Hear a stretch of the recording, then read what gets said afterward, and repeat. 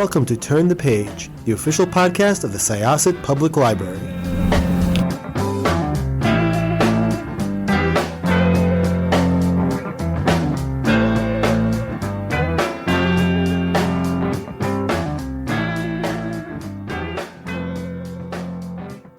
Hello, everyone. Welcome back to Turn the Page. I'm your host today, Jen, and I am joined by the author of a book that completely consumed the last, I want to say, 4 to 5 days of my life. It's a fascinating mystery and also a fascinating glimpse into a part of Italy that doesn't really get discussed all that much. So let's hop into it. Welcome. Could I ask you to introduce yourself and your book, please? Hi, this is Juliet Grames, and I am the author of The Lost Boy of Santa CHIONIA. Thank you so much for joining us and for sharing this book. I absolutely loved it, and it was so interesting to get to see an area of the world that I have studied, albeit in a very different time period. Just for those listening, right before the show, I was talking about how in a former life, I was a medieval historian and I used to study Southern Italy in that time period. So getting to experience a portrait of it in the 1960s was something that I really enjoyed getting to experience. Before we get too much into the book itself, I was wondering if you could tell us a little bit about your career and your journey to this project. How did you get here? Oh my gosh, absolutely. I too am really passionate about Southern Italian history and the medieval period is very interesting to me because of the way that it still reverberates today in the culture down there. So I really hope we get to talk about that. But my passion for this subject matter didn't exactly come out of my career. My day job is I'm the editorial director at a book publishing company called Soho Press, where I specialize in mysteries and thrillers. So that's something I really enjoy doing. I love working with books. I've been doing this for the last 2 decades, and it's awesome. But as a writer, my first novel was called The 7 or 8 Deaths of Stella Fortuna. It came out 5 years ago. And that book is also set in Calabria in southern Italy. And I chose that subject matter because my own family, I come from an Italian immigrant family with roots in Calabria and elsewhere in the south of Italy. And I just found that when I was seeking out more information about my heritage and where my people had come from, there was so little written about the south of Italy. I became really sort of passionately involved in trying to tell the world about it, tell some of the stories from this fascinating part of Italy where a vast majority of actually Italian Americans find their origins. It's really funny. We don't talk or read about it much. So the 7 or 8 Deaths of Stella Fortuna was an immigrant family story. It borrowed elements from my own family story. It started in Calabria, it ended in America. And in the course of researching that book about the Italian diaspora, I interviewed more than 100 people, actual immigrants, their children, their grandchildren, people who had been left behind in, the quote unquote old country. And I found there were so many stories that didn't get to use in my first book, first of all, that were inspiring me to write another book about this part of the world. But second, as I talked to so many of these families, I found this one particular story that occurred again and again and again. And it was the story of an immigrant man, an uncle or grandfather's cousin or, a brother who sailed away to find opportunity in another land to make life better for their family and who was never heard from again. And this is really almost universal amongst Americans of immigrant extraction, that there's a story like this where some limb was severed from our family tree. And I personally believe it's one of the reasons that Americans are so interested in genealogy and in looking back to their roots and trying to discover who we all have this trauma of these lost family members we don't know about. And part of what's provocative here is we can't know this guy, this disappeared Uncle Dominic is what I call him. Disappeared Uncle Dominic, was he a tragic hero who was killed in a labor accident because life was so difficult for immigrants and dangerous?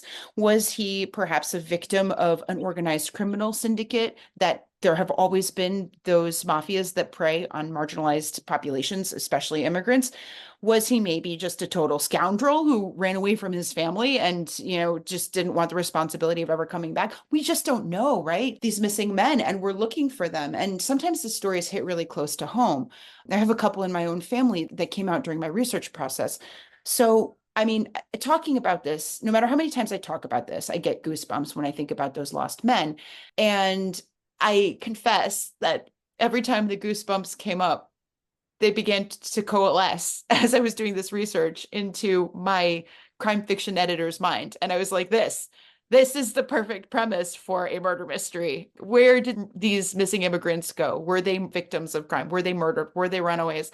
So that's where The Lost Boy of Santa CHIONIA came from. It is really a story about an American woman, a charity worker in the south of Italy, who becomes a sort of de facto immigrant detective in a tiny village where many supposed immigrant men have gone missing. So yeah, that was its inspiration.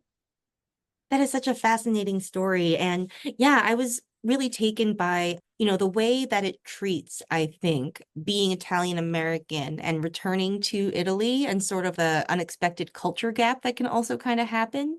My family is from the north and they came over, I think, 3 generations ago. So I'm from a different part of Italy, but I've also been really fascinated by that experience of what are the things that we are told about going back to the quote unquote old country, and then what do we actually see when we get there? Yeah. And I think we get to experience that in a very interesting way through Francesca, even though she has been there for a while, she is still experiencing some, Culture shock. yeah, for sure. So could you talk a little bit about crafting her as your main character and her perspective? Yeah, absolutely. So for this character, Francesca, my immigrant detective here, I was inspired by a couple of points. When I was doing research on the Italian South, I mentioned there was so little available when I was trying to write my first historical novel, and I'm afraid I'm a real stickler for research and details. I love that aspect. So I sought out absolutely anything that was even adjacent to this subject matter. There was a memoirist named Anne Cornelison. She was an American. She was a graduate of Vassar College. And in 1954, she ended up in Italy. She thought she was going over to study archaeology in Florence. And instead, she had this sort of supercharged meeting with a Save the Children agent in Italy. So Save the Children is a British organization that was developed in World War I to help children in war-torn areas to try to reduce child mortality and improve quality of life in these very dangerous conditions. And to this day, they're still doing really great work. So Anne Cornelison ended up becoming an agent for Save the Children, and she moved to the Italian South. She was working primarily in Basilicata, which is a different region than Calabria, but she wrote these really beautiful memoirs that portray what life was like in the post-war Italian South. War-torn, still very neglected by the federal government. So many leaps and bounds that needed to be accomplished before people had the quality of life that would really make living there, raising children there, a healthy and safe prospect. And so an impossible job she was doing. And these memoirs were so pivotal to me when I was trying to reconstruct what my grandmother's childhood looked like. Even though they were about a slightly different region and a slightly different period in time, they really helped me understand what women's lives were like in Italy when women didn't have citizenship or right to property, all these factors. And I started to think about that. I thought about Anne Cornelison and her agency as this lone woman, a foreigner who comes into a community to solve problems. And of course, there's no way a foreigner can go into a community and solve problems without creating other problems. So Francesca's character sort of came out of that. I thought about that troubled notion of when we're trying to do good in the world, but what form that will take.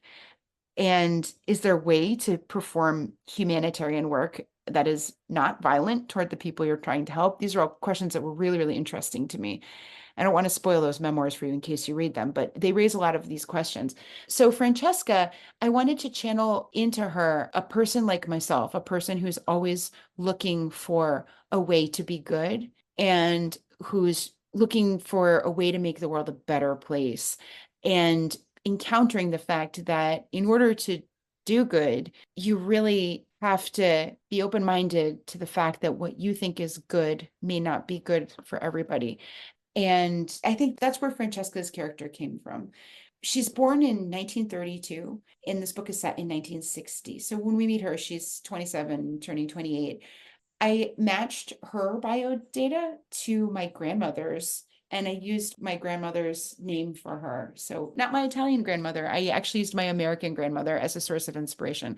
This very, intellectual and doggedly persistent, doggedly good woman ahead of her time, and someone who really loved mystery novels. So that's how I created the character of Francesca.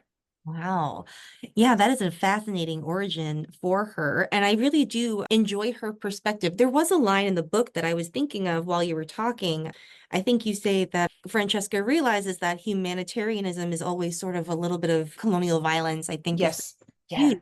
And her grappling with that while also trying to improve the lives that she encounters creates a really interesting tension, especially in her wanting to create the nursery school that she is trying to get people to apply to. You can really want to help people, but if they don't want if they don't want the sort of help that you are offering, what will you do to make them accept it? Or there's interesting tensions there for sure. Yeah, I think this is something that I think about a lot. And I am sure a lot of people who are listening to this right now also struggle with this. When the world around you seems really broken or amoral, that you're living in a world where your values are denigrated or where you're feeling that there's so much to fight for, right? How do you keep igniting hope, and how do you keep igniting the energy to fight for the things that you believe are right? And I think people can get worn down. I really wanted to explore that idea of how to stay ignited, how to keep your compassion alive, and how to keep trying to do the right thing, even when you have been smacked down again and again, the way Francesca is. Yeah, absolutely. And then I guess also how to view your own desires and be able to interrogate them about like, is this about them or is this about me and my Exactly. Exactly. Yep. So I would love if we could talk a little bit about Santa Chionia. Let's return to southern Italy. Calabria, I think most people, when they think of the history of Italy, they tend to think of the north in the sort of like, the development of the city-states and then going into the Renaissance and the continual upward progress that we associate with the Renaissance period and on. Yeah. Southern Italy is very different and it's much more diverse, which is something that you talk a lot about in here. So could you talk a little bit about building Santa Chionia, as it were, and about the history of this area as you have researched it? Like a lot of the characters speak a kind of Greco-Italian, which I don't think is something that a lot of us over here are aware of, that there's a lot of Greek influence and a lot of Muslim influence in the area as well. Yes, all correct. Yeah, this is so fascinating. So my grandmother, my Calabrian grandmother, grew up speaking Calabrese language and not Italian. That's not Italian dialect. And when I first went to the village where she was born and I started getting to know the villages around it, I realized that not far away, about an hour as the crow flies, or 2 hours if you're driving through these winding mountain roads, there are villages to this day that speak this language, Greco. It is a Greek and Calabrese fusion, that its roots are Byzantine Greek from this massive exodus, this immigrant arrival during the Byzantine era.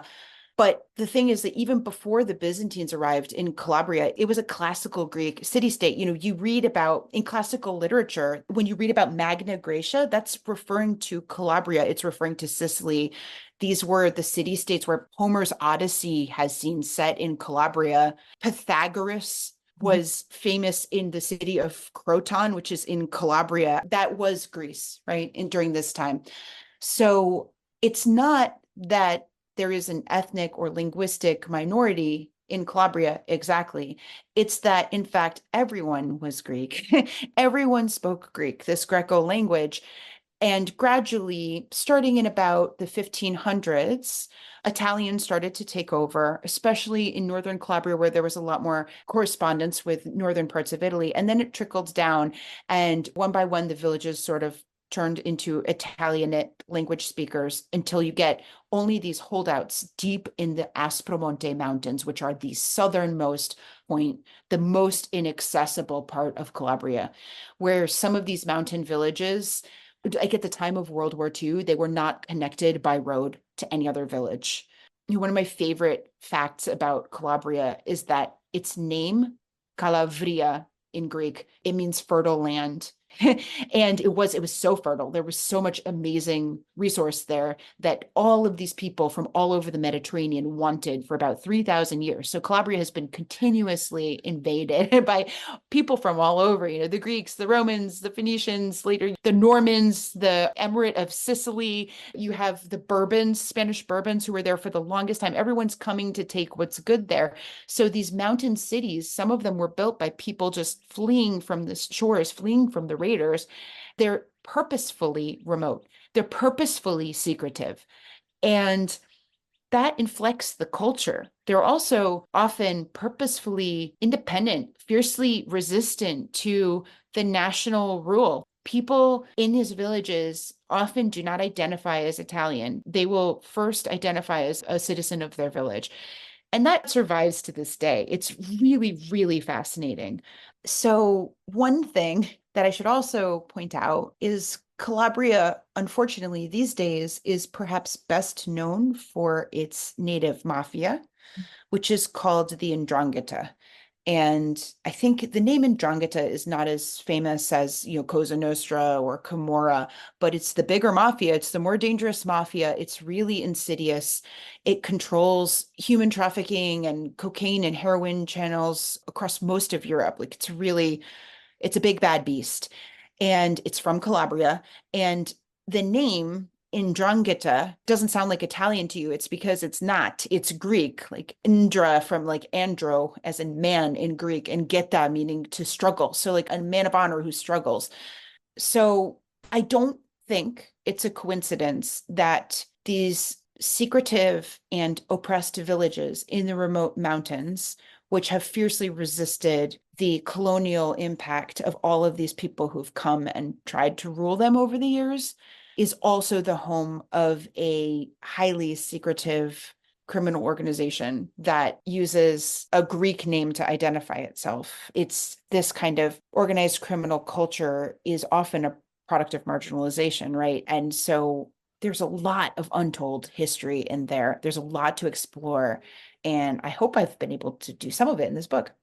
Yeah, absolutely. It really gives a sense of the long history and the many, many layers of generations of invasions and cultural influences, and how that does, as you say, shape this character of the town and its people. Because they've had millennia to learn how to defend their mountain towns. And you can see that mindset seep into everybody and inform the events of this novel. The period that I studied actually was the Norman period, and they were only there for about 250 years, which I think to a lot of people sounds like a lot of time, but when you're talking about the scale of history, it's a very short occupation. So But they made those 250 years count, they the do. Normans. Yeah, and it's really interesting just that it is such yeah, it has so many layers of history and it creates these very unique dynamics. I love that you also get into the role that women play in this sort of mafia organization here. There's a lot of women who appear and who play a more active role, although it's a unique, interesting role. Would you like to talk a little bit about that? I would love to. So most of the Italian mafias that we know about, that we read about, these are very strictly patriarchal organizations, right? I mean, they're often women or second-class citizens within them. The 'Ndrangheta is not an exception.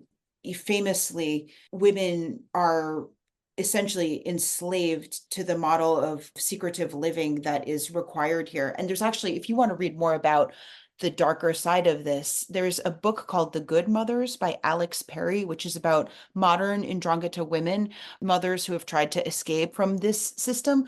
But the thing is that when you have a really patriarchal organization like this, where only half of the population is empowered in it in any way, and where cooperation and secrecy are 100% required in order for it to work, the other thing that's required for it to work is for the non-member 50% to support it, uphold it, and work for it. So if you don't have women working for the 'Ndrangheta can't function. Therefore, the 'Ndrangheta must control its women and make sure that they're doing their work. This creates a lot of permutations. It creates the sort of mafia queen, the wife of the Don, who turns a blind eye to her husband's activities and quietly raises her children to respect the moral imperatives that they live in. But it's also the more active sort of brigandess role. Women who move money, women who move information, women who move weapons. It has a lot of much less empowered roles as well. Women who are trapped within it, trapped by marriage, sometimes forced marriage, trapped by motherhood to protect their children. They have to stay within the organization. So there's various levels of willing and unwilling participation. And that's really interesting to me. I don't want to spoil anything about the book, but I have so much more to say. So after listeners have read the book, I look forward to talking more with them about it. Absolutely. Yeah, and I do wonder if this is another aspect of the medieval inheritance, because like the North, they form cities, they form civic governments, and the South remains feudal a lot longer. And the center of power in feudal society is the family, where women do have influence, if not authority, you know? Right. Yeah, that's really interesting. So yeah, I really loved immersing myself in this world and getting to know a period of time for a place that I know very well in another time. I didn't phrase that particularly well. To read about it in like the mid 20th century was really fascinating. And I really appreciate you coming to talk about it with us. Thank you. Oh, this has been my pleasure. Thanks so much for having me.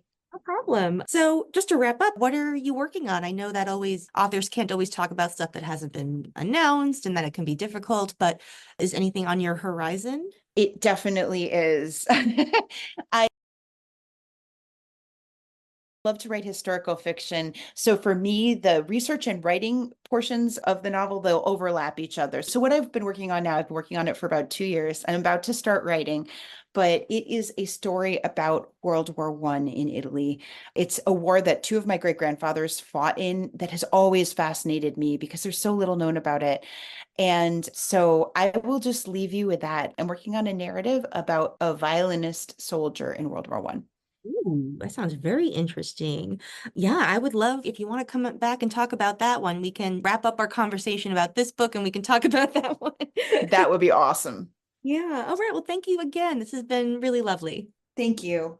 Okay, listeners, it's now your turn. Please check out The Lost Boy of Santa Chionia. It is an absolutely riveting book, and I think you'll also learn a lot about Southern Italy in a very interesting time period. And so go to your favorite independent bookstore or library, wherever you like to go for your books. All right, this is Jen. I am now closing this chapter. Goodbye.